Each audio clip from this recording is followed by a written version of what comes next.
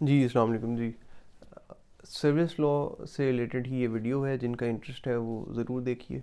कि जो प्रमोशन, काफ़ी भाई ये सवाल पूछते हैं कि जो प्रमोशन हमारी ड्यू थी और हमारे बैच फेलोज़ की और हमारे कोलीग्स की हो गई है और हमारी प्रमोशन नहीं हो सकी। ये मैं सिविल सर्वेंट्स की बात कर रहा हूँ जो सर्विस ट्राइब्यूनल प्रमोशन के मामलात को देखता है। और मैंने इसको एक और लेक्चर में भी एक्सप्लेन किया था किस तरीके से वो हम डिफ्रेंशिएट करते हैं कि ये सर्विस ट्राइब्यूनल में केस चलेगा या हाई कोर्ट में चलेगा। उसके लिए आप वो देख लीजिएगा।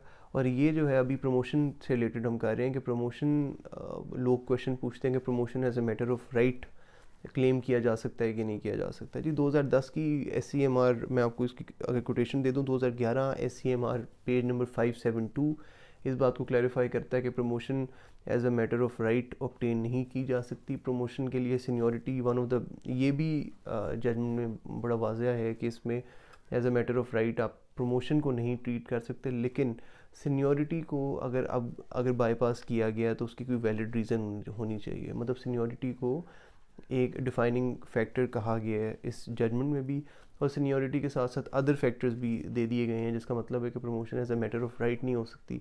तो और आपको ये प्रूव करना पड़ेगा ट्राइब्यूनल में कि आपने वो सारी तमाम चीज़ें जो हैं आप फुलफ़िल करते हैं, आपकी रेपुटेशन अच्छी है, आप ऑनेस्ट हैं। और इसमें मेरे ख्याल है जजमेंट एक और 2010 SCMR 1301 भी इसमें एप्लीकेबल है, जिसमें ये भी कहा गया है कि गुड गवर्नेंस, मैं अगर थोड़ा सा इसका पार्ट ही पढ़ लूँ, कि good governance is largely dependent upon upright, honest, and strong uh, bureaucracy, particularly in written constitution, where an important role of implementation has been assigned to bureaucracy.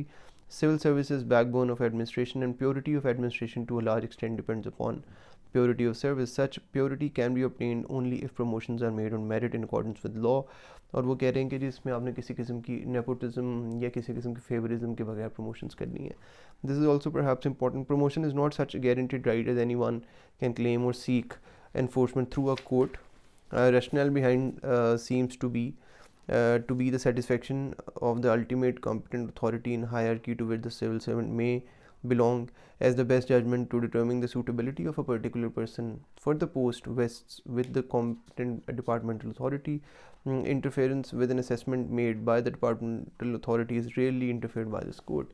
और सुप्रीम कोर्ट ने इसमें इस जजमेंट में थोड़ा सा जो है वो थोड़ा सा अपने आप को एक लिमिटेड अप्रोच रखी और ये कहा कि जो आपकी कॉम्पिटेंट अथॉरिटी है, जो आपके डिपार्टमेंट के सेक्रेटरी हैं या जो भी हेड हैं, अगर वो आपको प्रमोट नहीं करना चाह रहे तो सुप्रीम कोर्ट बड़ी रेयर सर्कमस्टांसिस में आपको प्रमोशन अलाउ करेगी। इवन दो प्रमोशंस अलाउ होती हैं, सर्विस ट्राइब्यूनल्स में आए दिन प्रमोशंस दी जाती हैं। बल्कि अभी रिसेंटली जो है वो एक एडिशनल सेक्रेटरी को जो है वो को प्रमोशन भी मिली है, PST से भी और FST में भी इस तरह के मामला चलते हैं। आपको पता है कि आए दिन हम देखते हैं, लेकिन किन कंडीशंस में दी जाती हैं इसके ऊपर एक डिटेल मज़ीद बात हो सकती है और डिटेल वीडियो भी इस पर बन सकती है। मैं प्रॉब्ली ट्राई करूँगा कि मैं इसको जो है वो वीडियो वाली बात को उठा के इसको भी लेकर आऊँ। और इसमें हमने एक बात जहन में रखनी है कि सुप्रीम कोर्ट की बड़े वाज़ेह डायरेक्शन है प्रमोशंस किस कंडीशन में आपको दी जाती है, जो जो थोड़ी सी जो है वो डिस्कशन की हमें जिसके ऊपर डिस्कशन हमें बनती है और करनी चाहिए। और इसमें एक और भी, बल्कि 1998 के अगर मैं पीछे चला जाऊँ थोड़ा सा, SCMR 208 में कहते हैं civil servant holding qualifications and fulfilling other conditions prescribed for promotion to certain post will have right to be considered for promotion. तो ये एक फेवरेबल बात थी। 1998 की जजमेंट हम बहुत कोट करते हैं, कोर्ट्स में भी देखते हैं, वो इसलिए कि SCMR 208 में वो ये सुप्रीम कोर्ट ने कह दिया कि आपने जो है वो अगर आप सारी क्वालिफिकेशन फुलफ़िल करते हैं और सारी कंडीशन जो प्रिस्क्राइब्ड हैं वो आप फुलफ़िल करते हैं तो it is your right to be considered for promotion. जब कंसिडरेशन आ जाती है तो हमें सुप्रीम कोर्ट की मुतअद्दिद जजमेंट्स ये बताती हैं कि उसका मतलब है कि बंदे को कंसिडर किया जाए और उसको इन राइटिंग जो है वो डिसक्वालीफाई किया जाए या उसको इन राइटिंग जो है वो सेट असाइड किया जाए, मतलब उसके कोई रीज़न पीछे दी जाए। नॉर्मल केसेस इसलिए भी सेट असाइड हो जाते हैं और हमारी ट्राइब्यूनल्स प्रमोशन अलाउ करती हैं गवर्नमेंट को, डिपार्टमेंट को के अगेंस्ट, क्योंकि वो उस तरह से कंसिडर ही नहीं किया जाता उस कैंडिडेट को जो इक्वली एलिजिबल भी है और इक्वली कॉम्पिटेंट भी है तमाम चीज़ों में। और इसमें फिर एक और भी आ जाती है कि एक पीनलाइज बंदे को प्रमोशन क्या मिल सकती है या नहीं मिल सकती, this is also to be seen. और ये तो बार बार कहा गया, फिर 2005 की भी मैंने यहाँ पे लिखी हुई है जिसमें बताया गया कि वेस्टेड राइट नहीं है। प्रमोशन हासिल करने का किसी को भी।